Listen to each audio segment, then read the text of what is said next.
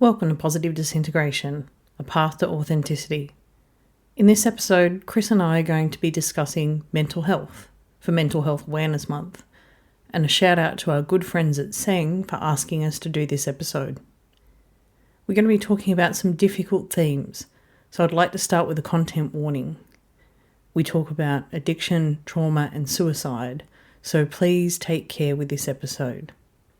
We're also sorry to announce that Dr. Frank Falk, Director of Research at the Institute for the Study of Advanced Development, passed away on April 23, 2023 in Denver, Colorado. Frank was Chris's friend, colleague and mentor, and joined us on episode 5 about researching overexcitability. Frank was a social psychologist and statistician who spent more than 40 years studying Dabrowski's theory. He was a major supporter of the Dąbrowski Centre and the podcast, and he will be deeply and sorely missed. His wife Nancy is also a close friend and colleague and long-time student of the theory, and our sympathies go out to her during this difficult time. But we hope that by talking about difficult emotions, mental health, and the theory of positive disintegration, we do justice and service to his memory. Frank, this episode is for you.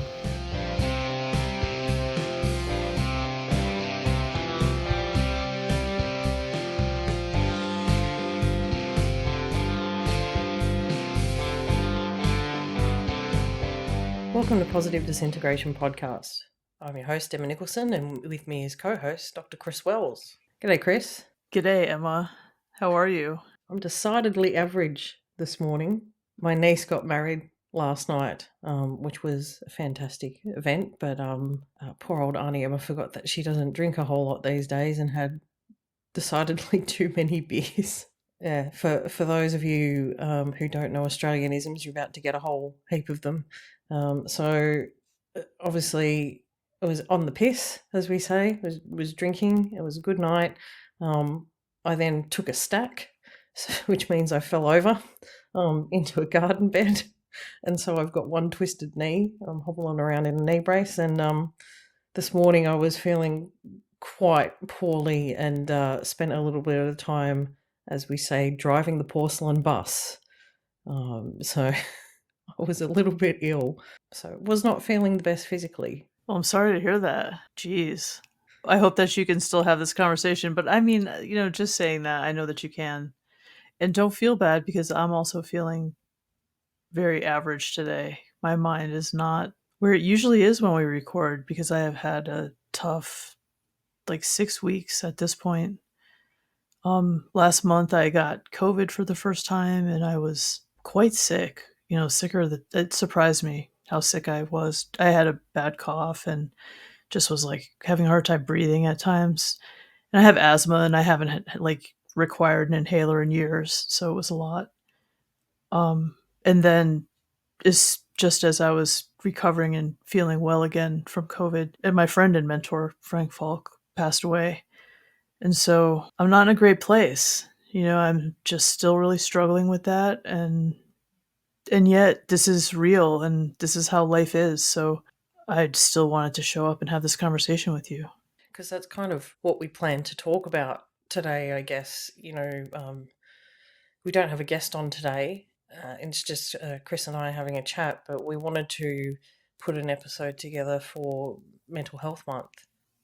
Sometimes these things happen to us in life, and I guess, Chris, you're an example of, sometimes things can be fine 1 minute and then the next minute stuff in your world just isn't quite right. So we want to talk about the theory and how that can possibly sit in the mental health space and how it might help us sort of navigate some of this, tough stuff that we might be going through.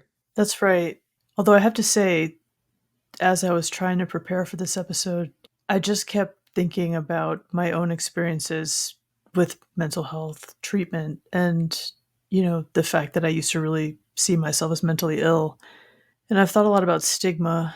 So those are kind of the places where I was coming from. But, when it comes to the theory, I thought Frank died and how do I deal with it? I go to what I've written about him because I'm a writer, and I've documented so much about these relationships in my life. And so I've been reading what I wrote about Frank and looking at our emails, listening to recordings that I have of him. I have an interview I did with him about Michael Bihovsky.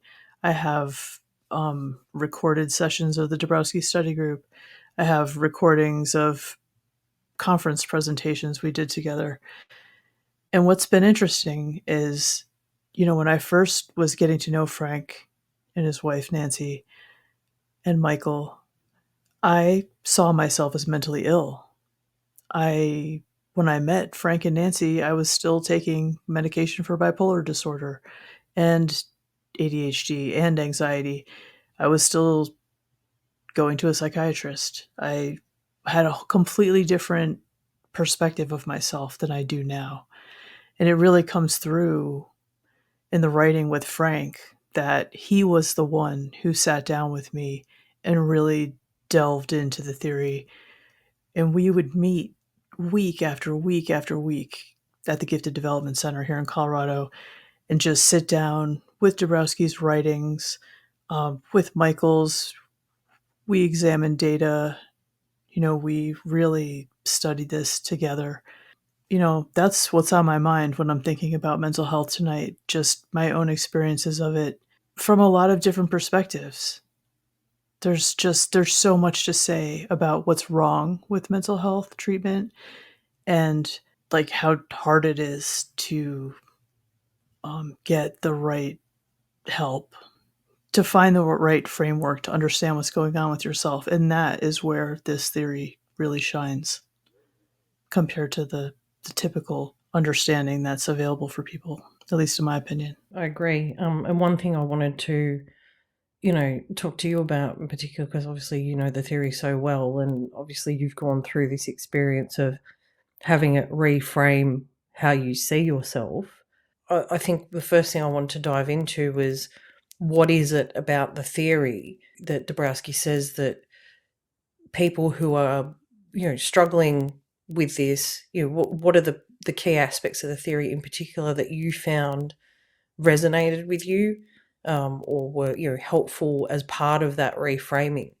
I have my thoughts on it, but I just want to hear your perspective first. Well, when I read about the overexcitabilities, like that was I would say the first thing that I was reading about, because I came to it first from the gifted ed literature, and Michael's work. I remember reading the descriptions of overexcitabilities and thinking that, like, what, these were things that I had considered wrong with me, especially emotional. And I think that that's, well, not just that. I mean, imaginational too, because I had that experience of having, like, an imaginal world. I considered that something wrong with me. And the same thing with the emotional overexcitability. I saw that as, a personal failing, a flaw, like a mental illness, a mood disorder.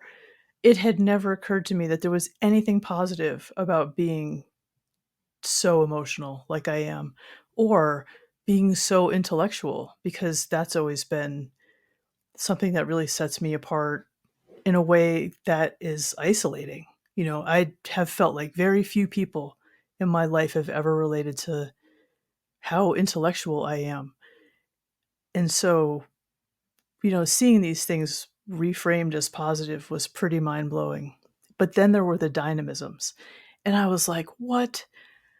All of them I recognized in myself. And I had not seen these as strengths at all. And so this new perspective really blew me away. And it's not like I came to it and immediately embraced it, because I didn't. It took time. But as soon as I read that material for the first time, it definitely permeated my consciousness in a way that immediately led to cracks in the foundation of my belief about myself as mentally ill. I thought, oh my gosh, it's alarming, it's interesting. It was a lot to take in. What about for you? I feel similar about that. Like what you said about cracks showing is an interesting analogy for me, because I found it was kind of a long journey to really start believing these sorts of things. Like, you read them on an intellectual level and your mind takes it in, but it takes a while to actually believe it. And it's almost like a disintegration of how you view yourself. So, similar to you, I found overexcitability enormously helpful for the first point, because all those traits and things that I thought that I had, as you said, that, oh, these are obviously flaws, why can't I cope with life? And it's like, oh, okay, maybe these aren't flaws. And you start having these little paradigm shifts. The other thing that really resonated with me was the concept that psychoneurosis is not an illness. So seeing those big emotions, and that they actually had a role in development, um, and that all those big feelings that you have aren't necessarily bad mental health. Because similar to you, I'd always thought that, I was just struggling the entire time, and why can't I maintain good mental health like everybody else does? And this actually sort of explained to me why I was the way I was, that it was okay to feel those big emotions, and more to the point that they could actually be useful and purposeful. And even in the last year, what you said about the dynamisms, it's taken me a long time to kind of see those, what we'd call negative emotions, normally as being useful and purposeful. So, like, that I did that Hartman value profile like a while ago, and so this value profile sort of judges how you see the outside world and also how you see yourself. And I got such a shitty score with my self-esteem that I kind of broke the tool a little bit, and that kind of really rattled me. I'm like, why why do I still feel so badly about myself? And I kind of had a series of realizations after that propensity for me to find fault in myself, it wasn't just a lack of self-esteem, it was actually dynamisms at work. So all those things like guilt and shame and dissatisfaction with yourself, they're actually what Dabrowski calls out as being necessary for reshaping your behavior. And looking at the dynamisms really sort of helped me go, oh, these things actually have a purpose. So how can they be flaws if they actually serve that mechanism of, the carrots and the sticks, the good feelings and the bad feelings? I mean, you still need the sticks, right? You still need those bad negative feelings. So how can there actually be something wrong with me if they're helping me develop and they're helping guide my behavior? And that, I think, in total, it wasn't just the overexcitability part for me. It was seeing that all those big, scary emotions that normally, when you go to mental health websites or services, they're sort of like, don't feel that stuff. That's bad. We don't want to feel those things. I'm like, hang on, if they've got a role in my development, why am I trying to shut them out? Why am I trying to get rid of them? Maybe they serve a purpose. And if they serve a purpose, how can they possibly be flaws? Obviously you've got to figure out a way to harness that and do something with it through your autopsychotherapy and stuff. But like, how can I be flawed if, on the other end of the scale, you've got someone who's a narcissist who thinks there's nothing wrong with themselves, that they're perfect and there's nothing to change.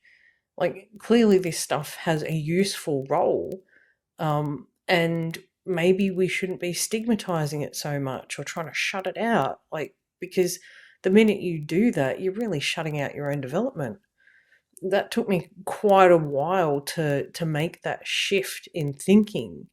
I think the mental health space is kind of like in this in-between phase where they sort of talk about, these big emotions, they're okay to have them. Everybody sort of goes through them. I think there's less of a stigma about talking about mental health, but at the end of the day, their solution to this is to, well, shut it down, get rid of it. And I think there's still another part to that journey, to sort of embracing and accepting it and going, okay, how do I actually use this to my benefit? I was just making notes because you're prompting a lot of thoughts for me.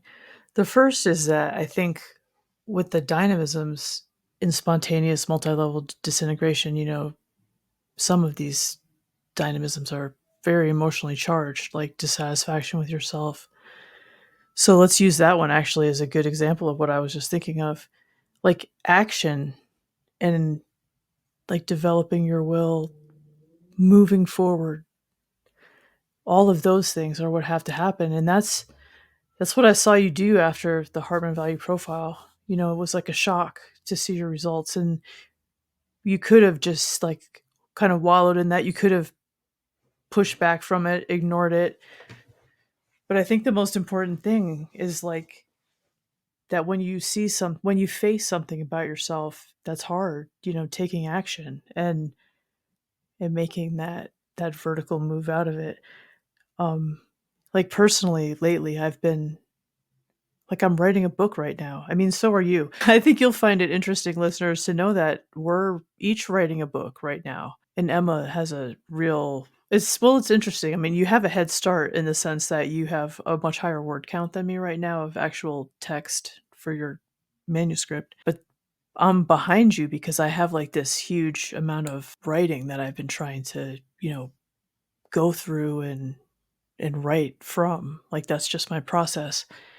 So I've been reading a lot about times of disintegration in my life, but unilevel disintegration. You know, you talk about like the carrot and stick dynamisms, and those dynamisms are so different than the unilevel ones. The unilevel ones, ambivalence, ambitendencies, the second factor, they're different. I mean, they don't have that stick part that makes you realize that, you know, you're screwing up. And so what happens is you have these fluctuations in your mood. You know, you have self-sabotaging behaviors. You're worried about what other people think.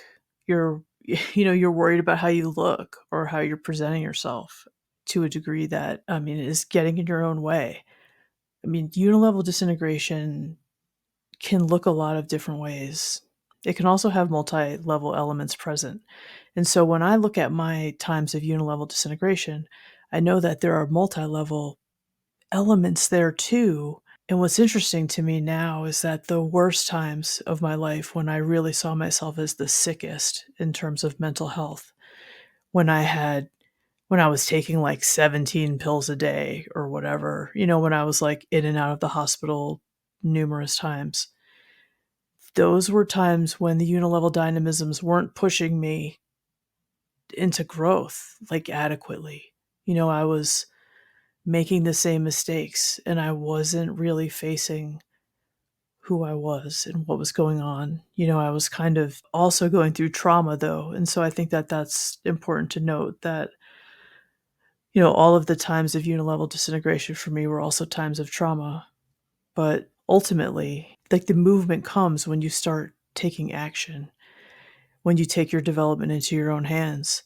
And I've seen that look a lot of different ways over my life. And it looks different now than it did when I was young. But it's been really fascinating for me to work on this book and see my development and how it's changed. And I'm sure that you must be going through the same thing right now as you're working on your book. Yeah, it has been. And because I'm kind of trying to write about the theory in a way that I guess the layperson can easily sort of grapple with and figure out, you know, where am I in this particular journey and what can I do about it. One of the things that has started to become more and more obvious is you've got to put the work in to walk your talk. And sometimes you don't really know what that work's going to look like for you.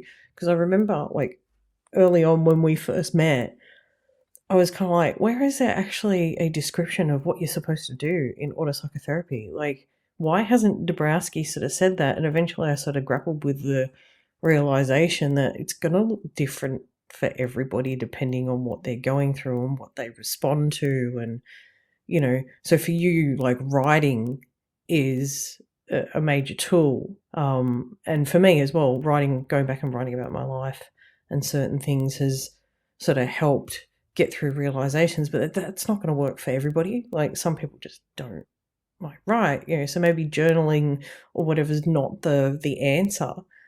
But I think that's part of the challenge is that while I've sort of seen that the dynamisms, they're pretty universal. Like Dabrowski did a really good job of describing this thing that sort of gives these underpinning principles to and experiences that could be very broad and vast, but those sorts of feelings are pretty common. But it's like, well, what do you do with yourself insofar as the work, and how do you push through it? It's kind of a little bit like self-love. Like, even if you don't get it wholly right, and you don't end up getting to a place where you're like, you're 100% comfortable with yourself, and you always love yourself, and sometimes you can still be hard and beat yourself up a little bit. But I think it's the trying that sometimes counts. Like, even though you might be going through cycles of like, okay, well, that didn't work completely, or because I think sometimes we view mental health as like there's going to be this one magic bullet that's going to just fix everything. And for a long time, I think that's kind of been medication. It's just like, take this pill and it'll fix all your problems. It's like, no, no, it fucking won't. And I think having that view of like it being a longer journey, and you're going to improve things little bit by little bit in little cycles, and step by step. I think for me, that's one of the important things that's come out of this whole process of writing for me, is that you find a new thing and you fix that, and then you find the next thing and then you fix that, and eventually if you fix enough little things and concentrate on doing those steps to the best of your capability, eventually it'll sort of make a difference. And I think for me, that's the one thing that stood out, is that while it's all well and good to understand the landscape and that, it's like, well, how do you move forward when moving forward looks different for everybody, and it might be a sort of slow, laborious, piece by piece process. So I think one of the things that I've gotten from Michael Piechowski's work that has been such a blessing for me is his case studies of the exemplars, because I feel that they do exactly what you're describing, in that they're talking about the way to live. Like, this is the way to the higher path. I mean, the writing of Peace Pilgrim, Eleanor Roosevelt, like these people that he's written about say things that when I read them, I'm like, yes, this is the guidebook to how to do it. I mean, it's just really clear to me. Um, but on the other hand, I hear what you're saying. Like, I'm thinking just the layers and layers and layers in my story of what was going on, like how much I was in my own way because of the way my mind works. You said it's the trying that counts. I had this drive to actualize like who I am. Even when I was young and even when I thought I was mentally ill, I kept trying to go back to college. I went away to school right after high school. Then I had to leave after 2 years because my parents couldn't like afford for me to keep going. And I came home and I started going to school part time. And then I had a couple suicide attempts and I was hospitalized. And then I went on disability for mental illness. But I never stopped trying to go back to school. I mean, I would try and I would fail and not finish the semester. And I would try again and I would fail. And I would try and I would fail. And I went to 10 colleges and universities over my educational, history, because I knew that I wanted to be a scholar and I knew that I had this mission, right? But I mean, that took years and years and years to work through. And so each layer of the story was like chipping away at who I really am. And that's just a theme, like, of every disintegration brought me closer to who I really am. And I just kept learning. And I learned how to be a better person, and I learned how to be a person and how to treat people well, and ultimately, it was also important to learn how to treat myself well. And I think that that's what I'm doing right now in the aftermath of Frank dying. I've been protecting my time. I can't talk to people right now. I'm the kind of person who needs to grieve in solitude. And so, if you're writing to me right now, if, I normally am much more open. I have not been on social media. I don't want to do any of that right now. I just need to be on my own. But this is something I've had to learn, like how to have boundaries, how to really honor myself in my process. And so I feel really good about being able to do that relatively kindly. And I appreciate the people in my life who have supported me through this, continue to reach out. I appreciate you, even though I'm the kind of person who likes to withdraw.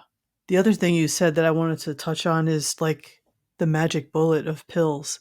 Because when I was a kid, I just was sure that there was some medication that was going to fix me. And I just tried pill after pill after pill. And it's sad to me now to look back on my journal entries and see like, well, if I just double this and my doctor went with that. Like it's hard to look back and see that no one could reach me.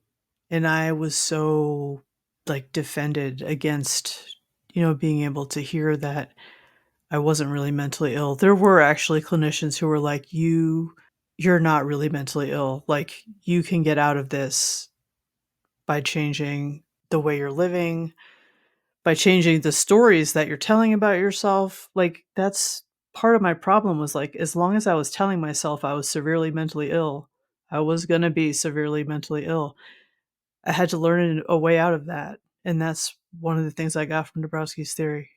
It gave me a way out of thinking of myself as broken, and it gave me the tools that I needed to move forward. But all of that happened in relationships. I think that one of the things that's important to remember is that like our personal growth doesn't happen in a vacuum, and that it's the relationships in our lives that allow us to let the dynamisms unfold to some degree. A lot of what we learn about, I don't know, how to act right in the world is based on our relationships with people. Well, not only, how we learn to act in the world in the first place is based on relationships, but the more I've thought about this theory, particularly trying to get my thoughts on paper about it, we keep talking about, this comes back to values and relationships. And when I think about values as being the things that are important to you and the standards of behavior that you have, like all our behaviors, they're based on our values for a start. So, what we think is important, what we think is right. But they're also, most of our stuff is in relation to how we act with other people. It's like interpersonal things, like, what we consider right and wrong is all behaviors towards other people or the world at large. And that's why our values are so important, because they sort of drive us to acting towards other people, in appropriate ways that are in line with how we feel. And so without other people around you, without a world at large, your values are pretty meaningless, because if it's just you're the last person on the face of the earth. Like, being empathetic doesn't matter anymore. Whether or not you steal doesn't matter anymore. Like, none of the stuff really that sort of we think about your authentic behavior, that all goes out the window because there's no one to behave with.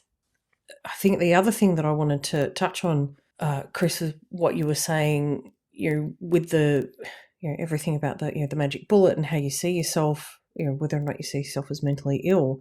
What I'm thinking about this is we've got this framework that talks about how our feelings help us develop. And we're talking about our stories as, it's a long series of realizations and hard work and doing things bit by bit, and figuring out who we are. And all that is completely counter to what we see in mental health spaces, because for a start, those negative emotions are seen as the exception, not the rule. So there's no recognition of the fact that, well, maybe you do go through a very long series of bad feelings and working on yourself for a very long time, and that's perfectly okay. Like, that's really what Dabrowski's getting at, but that's not what we see in treatment. It's all like, fix this and fix it quick, and your bad feelings, your negative emotions, all those stick dynamisms, they should be the exception, not the rule. That should make up such a small portion of your life. We don't want it to happen, if preferable and if possible. so the way that we tackle this stuff, generally speaking, is so counter to what we see play out in our own stories, and the stories that we hear of other people about these long journeys of self-exploration and figuring out that all the shit that we go through, all those negative feelings, they're not actually a sign of being broken. There's nothing to fix. What we're trying to fix isn't those dynamisms and isn't those emotions. What we're trying to fix is aligning our behavior to our true values, figuring out what our true values are in the first place, working on self, figuring out who the hell we fucking are in the first place. That's what's important. But it's like sticking a freaking band-aid on cancer. It's not helpful, and the root cause of the stuff is still going to be there no matter how many friggin' pills that you throw at it. All the shit that is causing these dynamisms, all that misalignment, with values that causes the stuff isn't even being looked at. It's true. You made me think of I don't know, just a conversation I had with Michael at some point, where I was like trying to think about the essence of my story and how to describe it, in this writing process. And he was like, well, your story is of discovering and affirming your own values. I mean, think of it that way. And it's true. I mean, at the end of the day, that's what it comes back to. And when I was struggling, when I was younger, when I was using drugs, especially, I mean, and when I say using drugs, like I was trying to kill myself with drugs, and it's because, I mean, I was living with my alcoholic father. I realize now, it's so interesting to me. I've thought a lot about what were the multi-level shifts in my story. I see that I had these times of unilevel disintegration, and well, what were the moments that took me out of them? And one thing that is really clear is that I was always able to see things in my imagination and then make them happen. I was able to watch myself get well, and then I could make it happen in real life. And that's something that, happened multiple times for me. And the emotions were always there too. But, I think that the most important shift that I've had in my adult life happened when I was first getting to know Michael and first studying the theory, and I decided to take my life in my own hands, and I just stopped taking medication, and I just stopped going to the doctor. I'm not saying that anybody else should do that. I'm not recommending that path, but that's what I did because I was studying this theory of positive disintegration, and I said, okay, I need to see what happens when I'm not on any medication. I had been taking medication for 23 or 24 years. I didn't even know who I was. And so I had to figure all that out, and it took time, and the best decision I ever made, I think. The third factor is all about choice, but not just choice. You're not only making the choice, and you're not only affirming the things about yourself that are you, and rejecting the parts that aren't, but you're also, taking that action. It's more than an intellectual exercise. It's something that you're engaging your will and, enacting, embodying in your life. Part of that, will to take action starts with that whole feeling like you're worthwhile fixing. Maybe there's not something grievously wrong with me that can't be fixed. When I made attempts on my life, I was at a point that I'm like, I'm so friggin' broken. There is something wrong with me. I'm defective, and it's never going to be fixed. This will never be solved.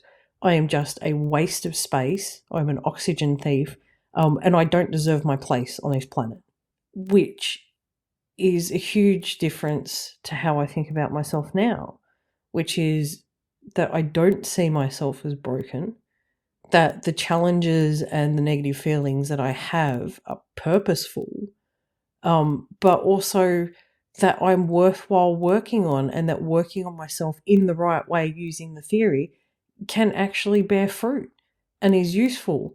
and it's helped me so much. And I talked to you about the fact that the whole reason why I started writing that book is that we're sitting on this tool that can be so helpful to some people that are going through these things. Because unless you actually know about the theory, you can't utilize it. We've got this tool and it fucking works. In some instances, it's an absolute lifesaver. And in my mind, we've got a responsibility to get it out there in as many places as humanly possible so that it can help other people, because I've seen the magic that it can do, because it's happened in my life. It's happened in your life, Chris. It's happened in the lives of plenty of the people that we've had on the podcast. Even some of the feedback that we get, with emails, is how much of a game changer this theory can be, but it's just not out where it needs to be. That's right. Oh my gosh, I'm glad you mentioned the people who write to us, because that's part of what I feel bad right now. It's hard to keep up. We get a lot of emails from people who resonate with what we're saying and who get it. And I just want you to know how meaningful that is for us. And we try to get back to everybody, and we will get back to you eventually. And we just appreciate everybody's patience. It's like amazing to me that I went through all of this. And I wish that I had known when I was young that all of that suffering meant something, that something positive would come from it. I just had no idea, and I wanted to kill myself. I just couldn't see what was on the other side of my suffering. So, we're talking about this tool and how useful it is. And one of my observations is that anytime that I go to a mental health website looking at what their content is, or how they're framing mental health, the two things that really shit me is you never see any mention of neurodivergence. So when we're talking about why people might feel depressed or anxious, never any mention that, perhaps you might be neurodivergent. Maybe that's why you've got really big feelings, or perhaps that's why you have a bit more anxiety than the average Joe. So there's no mention of that. That really bothers me. But there's also a real lack of recognition, as to Dabrowski's theory of that role of emotions and how they can be normal responses to the world. And there seems that fundamental, lack of saying that sometimes it's okay to feel like shit, particularly when circumstances in your life are shit, and this is going to be a normal response. Because that's part of the reason why I ended up on antidepressants at one point, and I decided to stop taking them.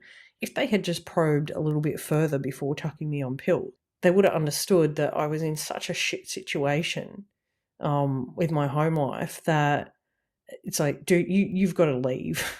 Really, that's your solution. Like, pills were not the solution. The solution was to get out of the shitty circumstances that I was in. But when you're looking at mental health websites, they're all like, well, it's something within you that you're just having these bad feelings. And it's like, where is the recognition that there's some really vulnerable people out there and they're just having a normal response to the crap in their lives? Even if you're not conscious of it, some people can be struggling. Maybe they're getting career fatigue, or their relationship's starting to go sour, or they're just struggling. Like, we're now seeing articles about finances lead to adverse mental health. It's like, I don't see that as adverse mental health. If you're struggling with money and you're always broke, it's normal to feel like that. But there's no kind of recognition of the normalcy and the situations where sometimes these things are quite fine things to feel. Oh, absolutely. You made me think of a conversation that I had with Frank, actually, about this book, Developmental Psychotherapy. It's an unpublished manuscript from Dabrowski. And Frank, like, when he was reading that book, he was so blown away by learning about Dabrowski's like therapeutic approach, with his client, with his patients. He was like, so Dabrowski, I mean, he would sit down with his patients and help them come to the conclusions about like who they were, like he would help them understand their developmental potential and frame it for them as strengths, and like identify what kind of dynamisms were going on with them. So when Frank was reading this stuff, after spending like his whole career working with overexcitability and gifted ed, he was seeing that, it was this theory that applied to mental health and to, helping people out of suffering. It was like such a cool thing to work through that kind of book with him and see the way that this stuff really holds up, and that's what we want to do for people now. Like we should be helping people identify, if you have overexcitabilities, like these are not things that are wrong with you. um you do have to learn how to live like this, but like you said, you also have to take stock of your environment and see, what is my life like right now. I mean, when I was suffering in these times that I've been describing today, I was living with my alcoholic father. Like I said, I mean, this man died at 52 from alcoholism. It was a traumatic situation to have a parent like that. Um, there were also traumatic events like happening in my life that went along with how we were living. I witnessed, violent events, and it was, yeah, I mean, traumatic on multiple levels. So it was a natural reaction to my environment to be feeling those feelings and, and struggling like I was. It's sad that I thought it was something wrong with me. I mean, Yeah. it just blows me away that I was always just like, oh, this is a mental illness. It's not a natural reaction to this environment where my father has signs of dementia in his early 40s from alcohol. Like, that was traumatic. Bloody oath it is.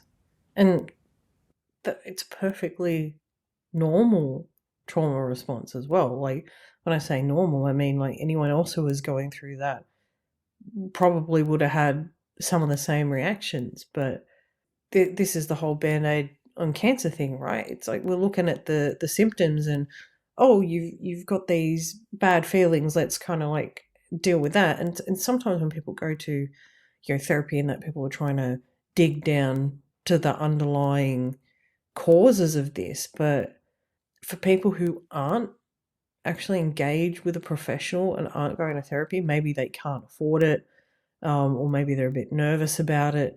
Some of that information needs to sit in the public space to open up those conversations in the first place, to sort of say, okay, this is how anyone would react to those circumstances. Maybe you've got circumstances in your life that are, giving you trauma or bad emotions, but that's okay. And it's okay to need to talk to someone about it. But like, if you don't mention that and open the doorway for those ideas to get into people's head, if you don't start saying the message, maybe you're not broken, and open that door of thought, then like there's so many people that are just going to stay hidden, and aren't going to come forward with their stuff.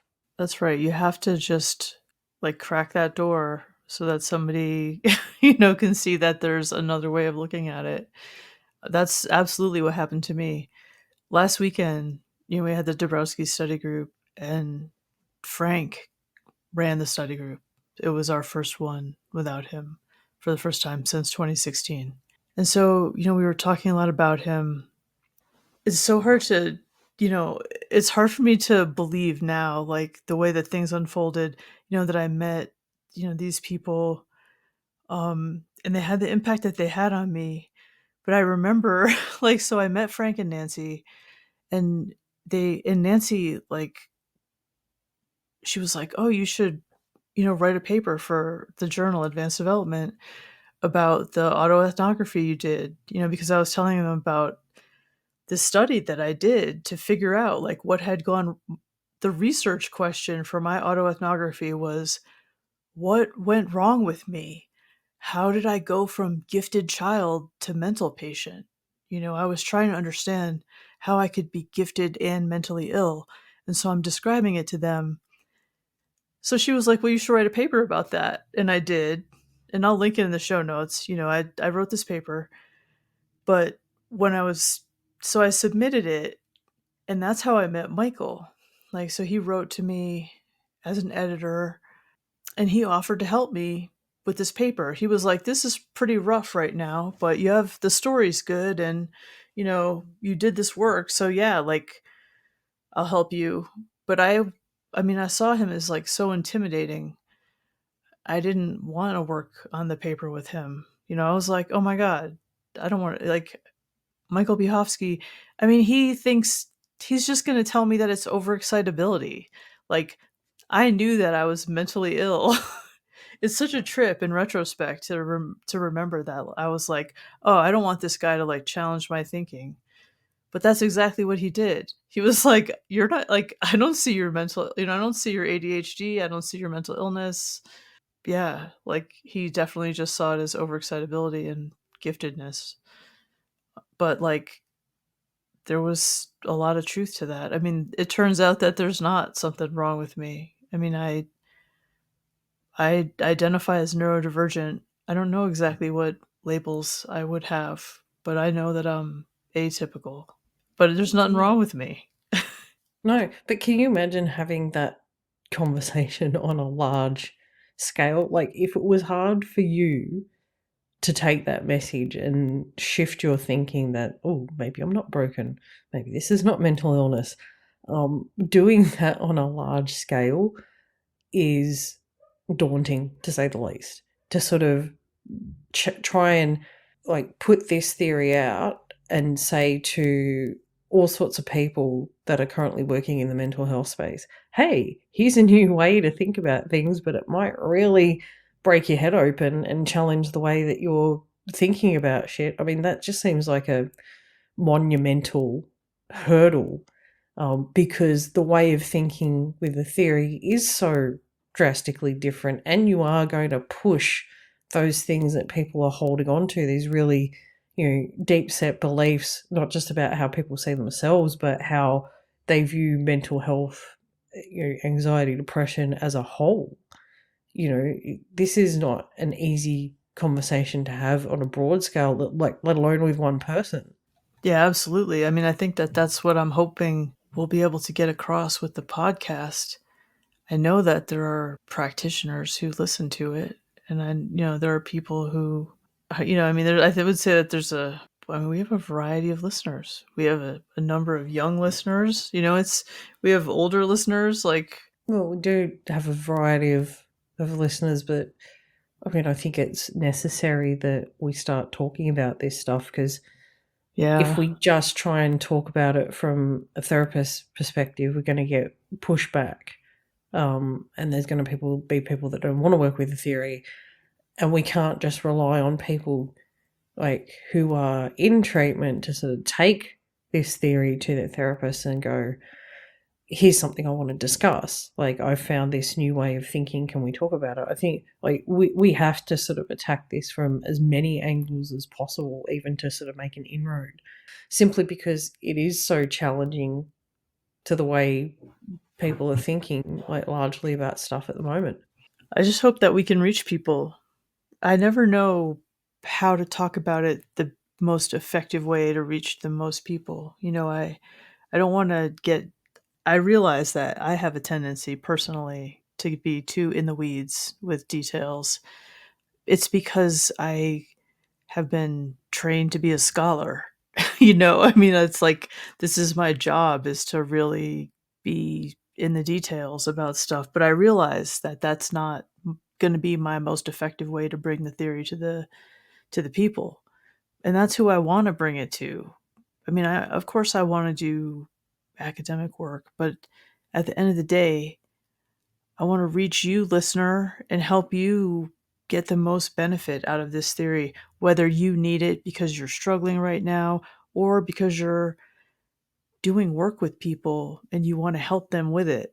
I think that we're just trying to cast the widest net right now. And I mean, feel free to give us feedback on what you think would help us be more effective if you have it. We're certainly open to that. It's funny you just said that. I'm sitting here thinking, if anyone's got some ideas of where we can hang our mirrors, we went on that CMM podcast and we were talking about, we've got to try and hang our mirrors so people can see themselves reflected in this thing in as many places as possible. It's like, well, we've got the mirror, but has anyone got any nails or a hammer or some spare wall space that we can stick this on? So it's funny that you said give us feedback, because I'm just thinking, yeah, if anyone's got any ideas on, mental health spaces or other places that we can like talk about this theory, I'd invite you to let us know, because that's really the challenge Chris and I are having at the moment is like, how do we like open the door, get our foot in, and to enable us to talk about this stuff and have these challenging conversations in the right spaces, because I'm a bit stuck. Like, I don't know the answer to that question. Well, and I think it's more than even just asking the question. I want to give you permission, people who are listening right now, like, go forth with the theory and apply it. Use it however you see fit, use it like to make your lives more effective and to help other people. Like, we need to constantly be thinking, who can we help with this theory? How can we bring it to somebody who can benefit from it? That's the thing. And I want to acknowledge that it was SENG who kind of asked us to do this episode and be a part of Mental Health Awareness Month.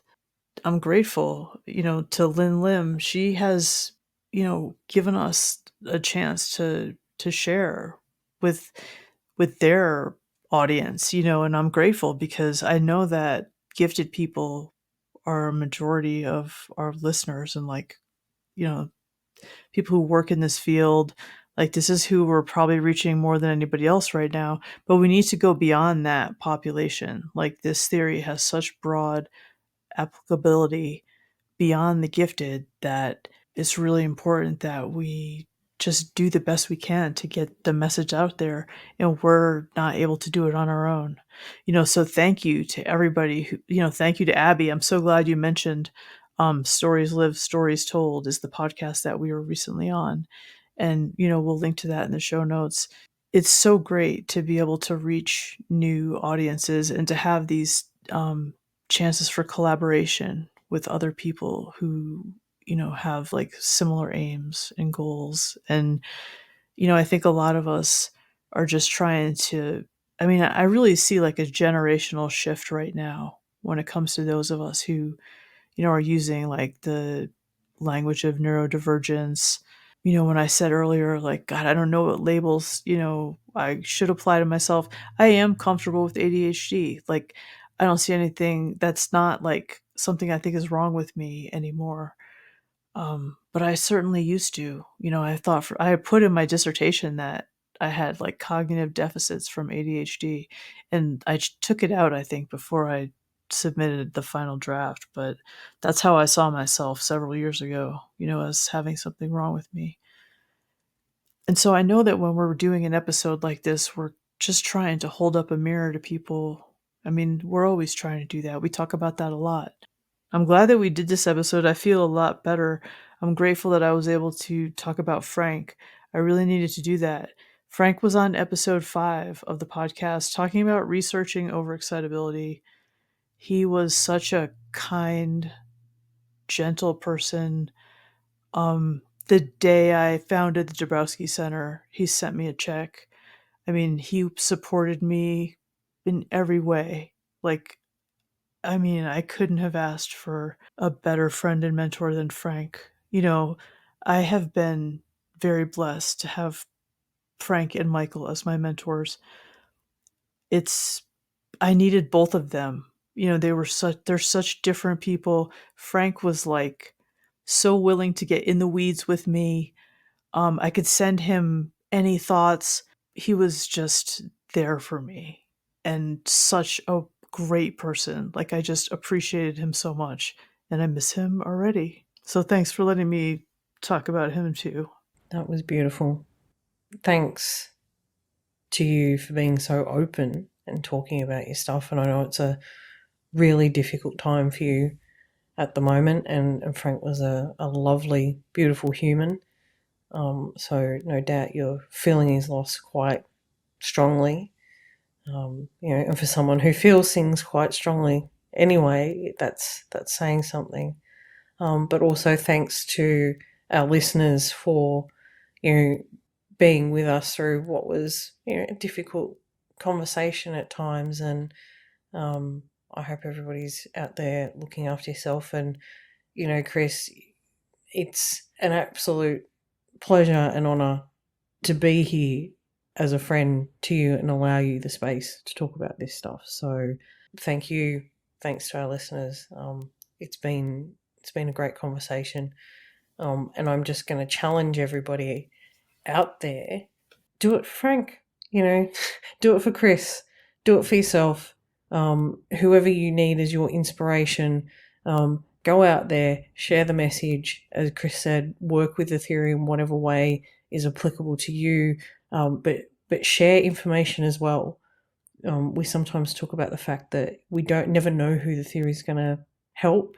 It might be someone in your life that you don't know that they need it, and we're really looking for needles in an 8 billion human haystack who might not know that they're needles. So share resources, links, whatever on your social media.